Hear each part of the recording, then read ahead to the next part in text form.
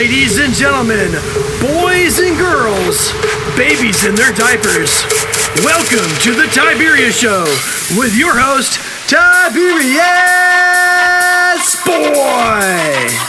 That's me, Tiberius!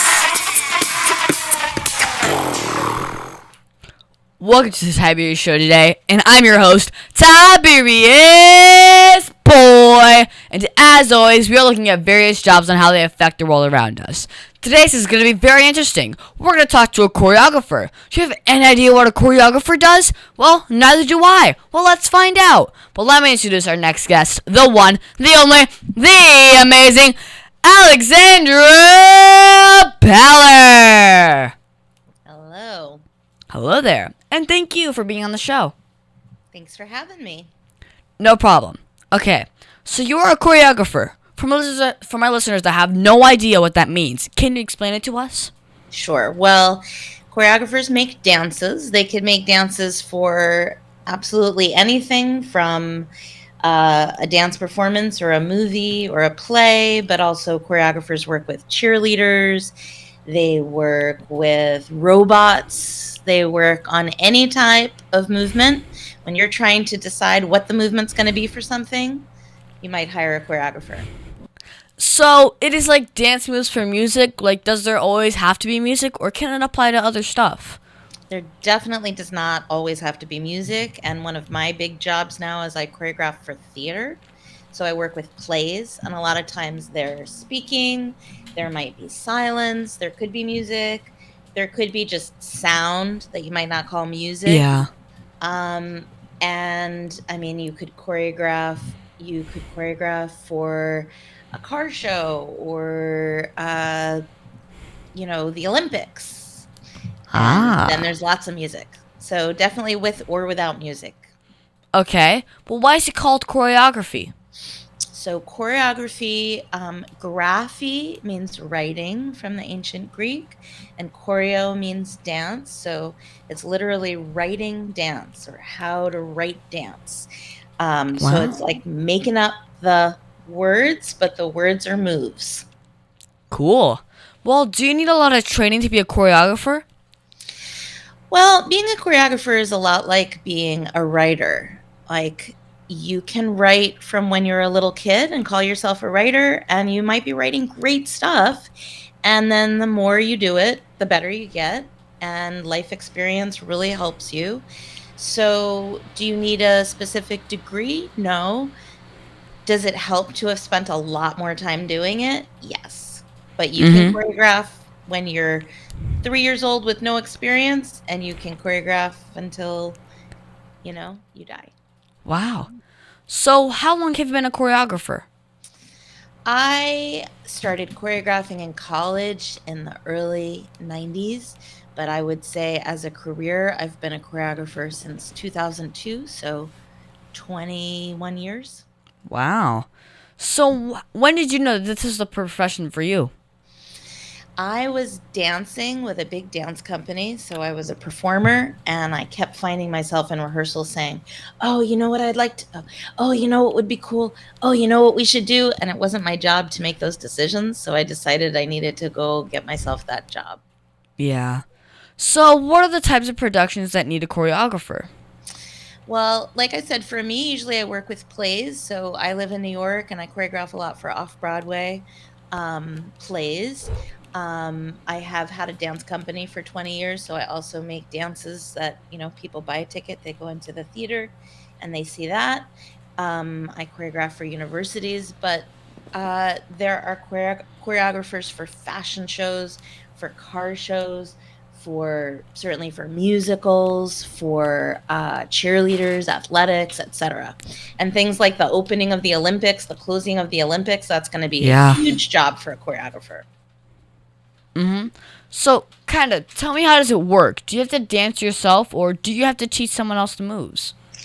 Well, different choreographers work different ways, and I have to say that as I've gotten older, I've danced less, so I don't love to do all of the big falls and dives and partnering that I used to maybe like to do in my body. So as you get older, you do kind of figure out how to describe things to people and not have to do absolutely everything yourself. But it does help to be able to show what you're talking about. And then sometimes with choreography, we like to collaborate with our performers so that I come up with a task and they make the actual thing themselves. So, like, I'll say, reach in front of you really lightly and then pull back really quickly. But exactly how they do it is going to be up to them. So, I don't necessarily want to show them because I want them to really be themselves. So how long do you have to practice every day? Depends if I'm working on a show or not. If I'm working on a play, we often have rehearsals from like 10 to 6, 6 days a week. So that's quite a Wow. bit. If I'm not working on a show, I might be writing about choreography or working on my social media content. I might be teaching other choreographers how to do their work. So lots of different things. But when I'm working on a show, generally like 7 or 8 hours of rehearsal a day, 5 or 6 days a week. Okay. So what's the best part about being a choreographer? Oh, I love to have an idea in my head that I'm not sure is going to turn into anything. And then I get into the studio with dancers and I start moving them around and asking them what to do. And then something magical happen in the room and I see it and my whole body just knows that's it. That's what I want. And it's very exciting to see like an idea that you had in the back of your head and you're not sure if it's really beautiful or not. And then it's suddenly in front of you in the room and it's really beautiful. Yeah. So now here seems like time to take a quick commercial break. Let's hear a word from our sponsors. Over 40 years, Lighthouse Central Florida has provided education, independent life skills, and job training to thousands of Central Floridians who live with blindness or any degree of vision loss. Whether it's picking out clothes in the morning or just moving around your community and serving Orange, Seminole, and Osceola counties, contact Lighthouse Central Florida at 407-898-2483 or visit them online at lighthousecfl.org. And we are back here talking with Alexandra Beller. She's a choreographer that helps direct dance and movement in productions. So, Alexandra, we now know what a choreographer is, and that you help create movement in musicals and other things. Well, can you give some examples and productions that you've worked on? Sure. One of the biggest things I worked on was an adaptation. So that means when they rewrite something of the book called Sense and Sensibility, which was by Jane Austen, and it became an off-Broadway show that ran for a couple years. And we've done it in a bunch of big theaters around the country. That was really fun. Wow. And everybody loves Jane Austen. I've worked on a couple musicals, and I just got back from California where I was helping conductors, so conductors that conduct an orchestra, yeah. with their expression. So their body movements, not so much choreographing them because they have to figure out what moves they want to make, but helping them figure out how to be really natural and expressive and authentic with their movements. So that was a really fun little job that I got to do. Wow. Well, that's amazing. Well, did you have to travel to do some of these productions? A lot of them require traveling. I mean, I'm lucky enough to live in New York, so there's a lot of theater here, which is great for me. But yeah, I've been all over the country and I have traveled internationally for choreography. Well, have you ever been outside of the U.S.? I've Wow. done my work in Poland, Russia, Korea, Amsterdam, Wow. and then I've traveled as a dancer all over the world. Wow. So, which production have you choreographed was your favorite and why? I think I might say that the last show that I just did, which was a vampire play called Let the Right One In, was really fun because I got to work on like how would a vampire move, how would they speak, how would they touch another person. It was very exciting and you really get to just totally use your imagination because it's not like I can go research how vampires actually move. I get to just make it up, which is really fun. Mm-hmm. Now, can you tell me what elements makes for a good choreographer? Well, definitely being able to read a room. So being able to really look at people and get a sense for what's happening with them, what they need, what the energy of the room needs. Certainly having a very good sense of how obviously how to move your body, how your muscles and your bones work together, having a really good sense of what it what the space like creating beautiful pictures in space. Like, does this look Mm-hmm. better straight, or does this look better from an angle, or does it look Yeah. better further away or closer towards you? So having a good sense of space, and being a very clear communicator. I see. Well, have you ever gotten upset at someone who's not been paying attention to your instruction or suggestions?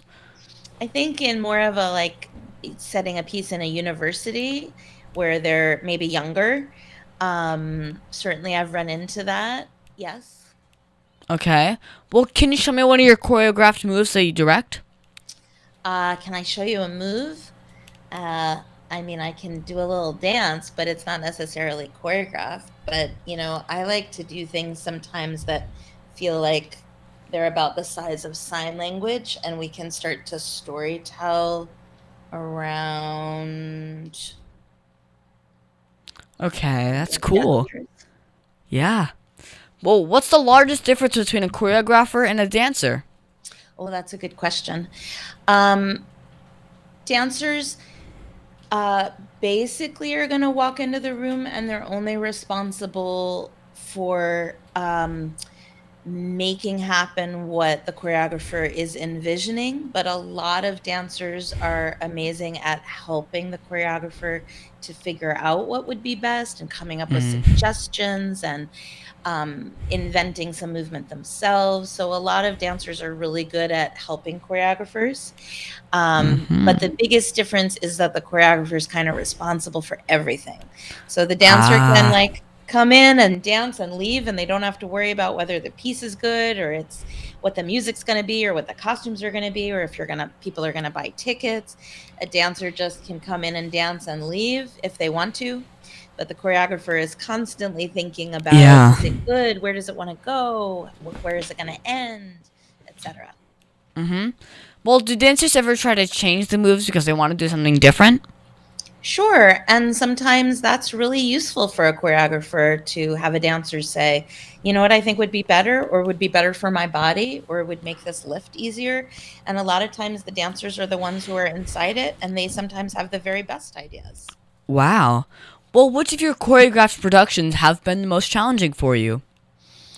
Um, I would say I did a piece at Lincoln Center called How to Transcend a Happy Marriage. And it was this circular stage, and it was raised so people could fall off of it. Oh, And there was all goodness. this furniture on it, but the furniture had to like move around with people moving around while the scenes were going on. And it was really complicated to get it to look beautiful. And the audience was like all the way around, so you Oh, couldn't wow. really hide anything. So it had to be Yeah. just this very beautiful, seamless transition between things and furniture moving, people. Yeah, wow. Well, what's the difference between a choreographer and the director? That's another great question. I do both. In theater, a director is responsible for all of the text, so the written words in a play, and the choreographer might be responsible for most of the body movements in the play. But honestly, they cross each other quite a bit because both of them are trying to get the story across, and maybe one person is a little bit more responsible for trying to get the words of the story across, and one person how the body tells the story. But the body is telling the story just as much as the spoken words are Yeah. telling the story. So I think they're both really directors, and a lot of times I like the job title movement director even more than choreographer because it Ah. feels more like what I'm doing. Okay. So, how do you audition to be a choreographer in a production? Usually it's not auditioning anymore. It's usually that people know your work and they call you up and ask you if you'll do this play or this show. Sometimes it's writing to people and, introducing yourselves. But with choreography and direction, it's not really auditioning anymore as it is with dance. So dancers still audition. Okay. So, what's the craziest thing that's happened while you were doing your passion? Let's see. I had one show where all the electricity went off in the middle of the performance, and we had to figure out what we were going to do. And a generator came on, and we had like just some lights on the stage that weren't like stage lights. And we all just were trying to kind of psychically talk to each other like, are we continuing? Are we stopping? Yeah. And we decided to just continue. So we started moving, and then somebody started humming the music, and then we all started humming the music that wasn't playing because there was no electricity. Yeah. And it was actually really beautiful. Wow. Okay, so how does choreography make the world a better place? What a great question. I think that if people could be really in touch with their bodies and really honest about how they express themselves in the world, that we would get along better. We would understand each other and have more empathy for one another. So I think being involved in helping people to express themselves really naturally and authentically through their bodies helps them in their lives to be more authentic. And I think if we were more real with each other, we would be kinder to one another. Mm-hmm. Well, what's the first step that every person should do if they want to get started in choreography? I would say watch a lot of dance, see what you like, see what you don't like. Sometimes you can learn more from what you don't like than what you do like. So watch all different kinds of dance. You could watch, dance from lots of different countries and cultures. And I recommend not just staying in a bubble of like, if you're in America or Europe, just watching Yeah. like American and European dance, but watching some form of classical Indian dance like Bharatanatyam, and watching different forms of Asian dance, different forms of African dance, and et cetera, and dance from lots of different Okay. countries. And watching dance that's more commercial, but also watching dance that's more experimental, and just starting to notice what you love and what you don't love. And that gives you Okay. a sense of what you want to make. Well, what's the story of that one dancer that you will never forget? Oh, let's see. I had one dancer that was such a slow, like she wasn't a good auditioner. I almost didn't take her into my company when she auditioned because she had a lot of trouble remembering movement. But there was something about her that was so special. And then she just was like a very slow burn, and she became the absolute deepest dancer in my company. Like, she really understood everything I was trying to do, and it was so satisfying to watch her. But it took patience over time to really just let her do her thing and open up. And it reminded me that everybody has their own timing and their own tempo in the Mm-hmm. world. And some people, you need to slow yourself down in order to be able to really meet them. And I really liked learning that from her. I see. So, who can you say was the person that helped drive your passion the most? Hmm. I don't know if there's a person. I just think I'm very much in love with watching how bodies, like the inner life of a person, becomes visible through their body. And I think that's really where my passion comes from, is wanting to understand people in a really deep way through watching their bodies. Okay. So, what advice should you give to my listeners if they wanted to grow up and be a choreographer? I would say dance a lot, watch a lot of dance, and just start making things. You can make little TikTok videos, you can make little YouTube videos, you can make things you don't share. You could just dance in your bedroom, but start figuring out what it is you like and what it is you believe in, and then how to put that into movement. Okay. So, what's the best advice that you've ever received, and who gave you that advice? Best advice I've ever received is to not listen to the critics. So you will make a dance performance, and the New York Times will come, and they may love it and they may hate it. But it doesn't really matter either way, because what matters is what you feel about what you made. Mm-hmm. And I don't remember who told me that, but I feel like being the the judge of your own work rather than letting somebody from the outside judge your work is something that has stayed with me over the years. Wow. So what's the very first job that you've ever had? I was a babysitter when I was a teenager, and then I worked in a lot of restaurants until I became a dancer. And then I toured all over the world with a dance company from when I was 23 years old. Wow. And since then, it's all been like dance and movement work. Wow. So was there anything you learned from that job that helped you be a better choreographer? From my waitressing job, yeah, learning how to adapt to different kinds of people in a moment, you know. So you go to a table and somebody's talking to you, and you immediately try to figure out like how they are gonna best work. You know, what kind of tone, what kind of energy is gonna best work. Do they need you to be slow and calm? Do they need you to be bright and energetic? So I think being a waitress really definitely helped me Yeah. learn to read people really quickly. Well, what message do you want to touch children all over the world about doing the work that you do? Mm, I would say that in general, not just with choreography, but with any kind of art, that they're difficult careers to do. You know, they take a lot of strength inside you to deal with rejection and people saying no to you a lot, and they're scary. But being able to spend your life making things and expressing yourself and being an artist can be an incredibly rewarding life. Well, on that note, let's take a quick break to pay some bills. And we are back here with Alexandra Beller. Well, my dad said that you were the recipient of the Helen Hayes Award.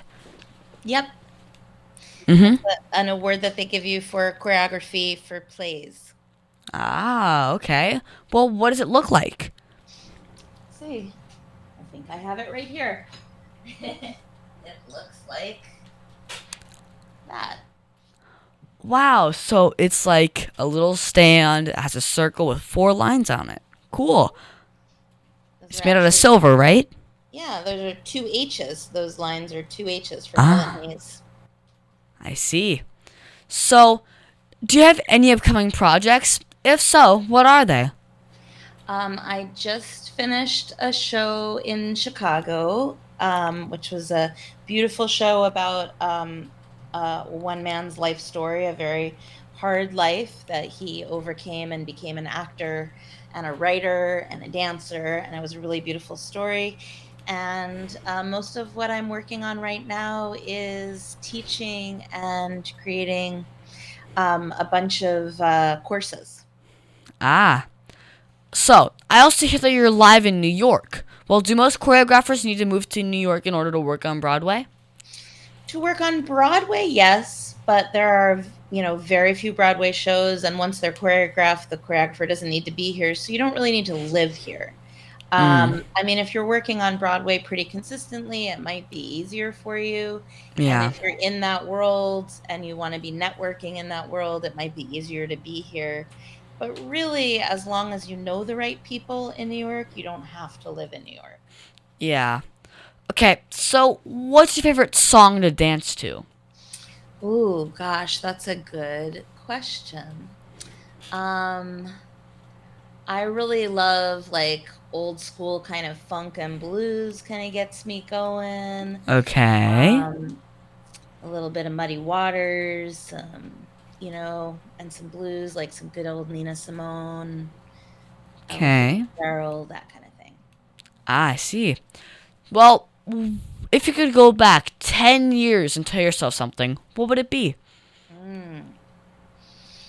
I would say I would like to try to be kinder to myself about what I think of as my failures. Okay. Well, what's the biggest mistake you ever made, and how did it change you as a person? Ooh, biggest mistake as a choreographer? Mm-hmm. I was at Bates College. I was choreographing, it was 2001. It was my very first job as a choreographer. Okay. And I started on September 9th, and I had 2 days of rehearsal, and then it was September 11th. And we took the day off, of course. And then I went back the next day. I only had 4 days left of rehearsal. And I felt I was so young and so inexperienced. I felt like I have to just continue the piece that we started, which was a funny piece. Yeah. So I tried to force us to make this funny piece when everybody was actually really, really sad. Instead of today, I would walk into the room and say, okay, all bets are off. This just happened, and now we need to be humans in the room and deal with it and make the piece while we're feeling what we're feeling and not pretend to be feeling happy when we're not happy. But I didn't do that at the time because I was so young and inexperienced. I thought, you Yeah. can't lose any time. You have to just keep making what you were making. And it was the worst piece I ever made. It was not funny, but it was not serious. It was just bad. And, it was what it was. I learned from it. Okay. Well, do you play video games? And if you do, what's your favorite one? Well, my two sons play a lot of video games, and they're all into Elden Ring and Legend of Zelda, Tears of the Kingdom. That's what they're doing right now. For Ah, me, they can get me to play Mario Kart any day of the week. nice. So, what's your favorite book to read? Ooh, I love reading books about dance and about theater. And I can't say that I'm actually that much of a novel reader anymore, but I love reading books about how to make dance, how to make theater, that kind of thing. So I have a whole shelf full of those books. Wow. Okay. Okay. Now, can you tell me that one story? You don't remember. This is a kid show. One story, well, that you're not supposed to tell me about. Come on. You can tell me. All right. It's a violent story. Okay, so I was at Jacob's Pillow, which is a big dance festival, and my company was performing, and it was pretty early in my career, so I was pretty nervous. And the company that I used to dance with was there in the audience, so I was really nervous. And we had an hour to have our show, and I had exactly an hour of dances, so nothing could go wrong, and we couldn't be slow.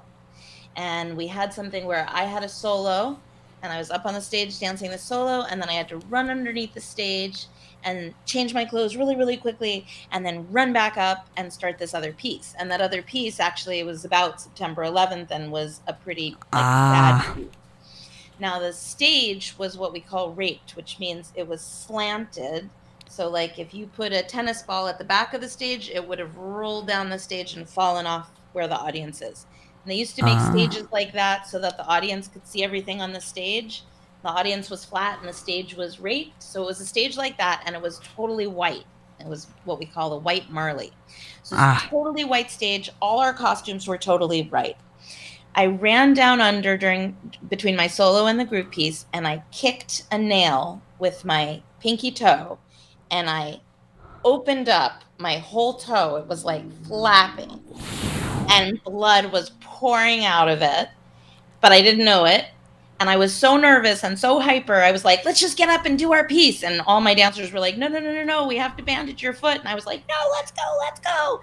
And I was in charge. So they listened to me. So we went upstairs, and I was standing there, and everybody's dancing. And my first move was actually, I stood there for like a whole minute, just like looking up, like at a building. And my toe was throbbing. I could feel it, but I wasn't looking at it because I was looking up. And my next move was to look down at this dancer who was at my feet, and there was a pool of blood on the floor. I kid you not, bigger than my head. And over the piece, we were like sliding and rolling, and like there was all this falling and falling and falling in this piece. There was blood all over the stage, like white stage, white costumes. Everybody's covered in blood. Audience is horrified. That was my story. I'm not supposed to tell, kid. Wow. Well, do you have a Facebook or website for my listeners who want to follow you? I am on Facebook. I'm on TikTok. I'm on YouTube. You can find me all different places. If you just Google my name, Alexandra Beller, you can find me in all different sorts of places. Mm-hmm. Well, what is that one question that you think I forgot to ask you? Oh, Um, Gosh, that is a good question. I feel like you've asked me everything. Okay. Well, thank you so much, Alexandra, for being my special guest. Can you stick around for Math Corners? Absolutely. The Tiberius Show would like to thank one of their dedicated sponsors, Custom Designs Orlando. These guys are on Mills Avenue and do all sorts of stuff, ranging from photo ID badges, engraved signs, custom braille ADA signs, vinyl lettering to trophies and awards. The cool part about Custom Designs is they can ship products all over the United States. You can reach them at 407-898-0373 and tell them that Tiberius sent you.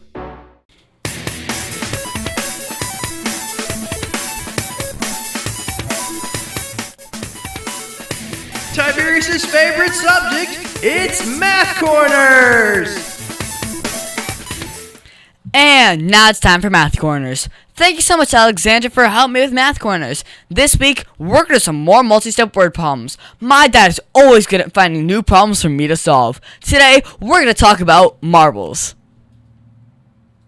Okay, so Brian has 40 green marbles. Then he brought 9 bags of blue marbles.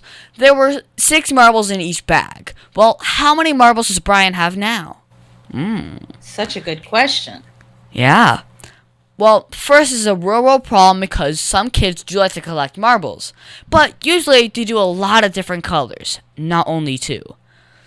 So, to solve this issue, first you have to figure out the total of the marbles in the bags. So you have 9 bags with 6 marbles each, so that's easy. Well, 9 times 6 is 54. And then you have to remember, he already had 40 marbles. Now you add the 54 to the 40, and you get 94 marbles total. Come on, you're not going to find like 6 snake eye marbles round to 100. But, oh well.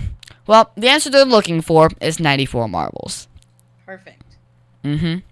So, Alexandra, did you ever collect marbles when you were a kid? I didn't collect marbles, but my kids and I really like to do those marble runs. Ah, where you those put are fun, together yeah. all the pipes and stuff. So we have a bunch of marbles to do our marble run. Nice. Well, my teacher said that I would use math every day. How do you use math in your work? Well, I use math all the time with counting. If I'm counting number of moves, or I'm counting the number of counts in a song.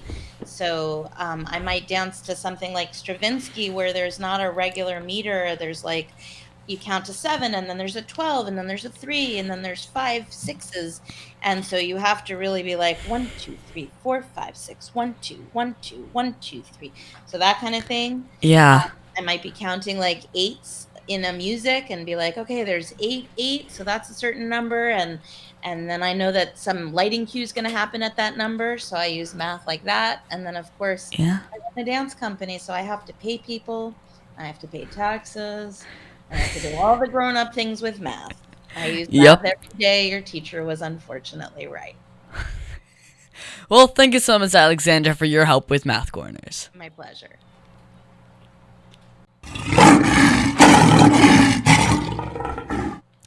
And now it's time for the Heart of a Lion. As you know, we talk about the qualities of living by the heart of a lion, which stands for leadership, integrity, obedience, and nobility. This week, we're going to talk about leadership. For me, I think leadership is the act of loving what is good, having self-control, and being disciplined. The qualities of leadership are providing guidance and direction, organization, and being a positive influence on others. So, this week, I was bowling with my friend Grant. He slipped in the lane and landed wrong. His fingers hit the ball wrong and his hand was bleeding. So the coach directed everyone to stay calm while she got his parents to get him medical attention. She stayed organized and let us know how he was doing. So, he was back for the next practice. Thank goodness. Well, this is a good example of providing guidance and direction by the coach. Great. So, Alexandra, did you see or use leadership at all this week? Yeah, I was running a workshop where I was in charge, but I was in charge of adults. So when I'm in charge of adults, I really like to leave them a lot of space to make their own decisions and to make their own choices and to collaborate with me. I don't like to be like a dictator kind of leader.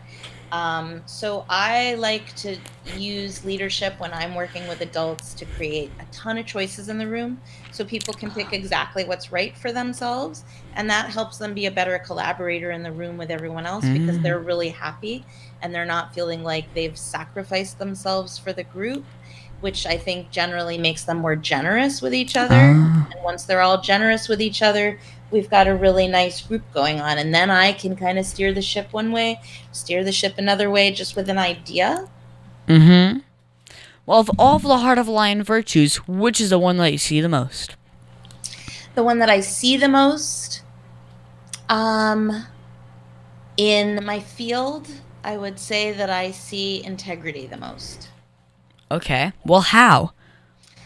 I think people, because we're working so intimately with each other and bodies are so personal, and dancing with other people in their bodies is a very, very personal thing. I think people have to have a lot of really good, positive boundaries, both about consent and how we touch each other, how we talk to each other, the kind of feedback that we give each other, because it can be really personal to get feedback about your choreography or your dancing, and you want somebody who's giving you feedback in a way that has a lot of integrity, cares about you as a person, is not trying to manipulate you or disrespect you. And I think that that's really important in our field of dance and choreography. So I would say that I do see, and I hope to continue to see, integrity as one of our most important features. Well, we should always try and be lion strong in everything we do, shouldn't we? Absolutely. And that's our show, folks. I want to thank the one, the only, the amazing Alexandra Beller for being on my show. It has been so much fun talking with you today. I think you learned a lot about choreography and the joys of production. Beautiful. Thank you for having me. No problem. Do you do you mind giving your social media and website again? Sure. AlexandraBellerDances.org is my website, and all of my other social media is on there. Nice. Also, you can find me on Facebook and Instagram at The Tiberius Show. And I would like to thank WWPR 1490 AM, KINT 98, Soul Radio 24/7, Easy Way TV, and all the other stations that air my show. Please be sure to visit the Tiberius Show on YouTube and hit that subscribe button. Alexandra, are you subscribed yet? I am. Nice. Oh, and be sure to leave a comment and tell me if you want to be a choreographer. Also, be sure to see us next week on the Tiberius Show with your host, Tiberius Boy.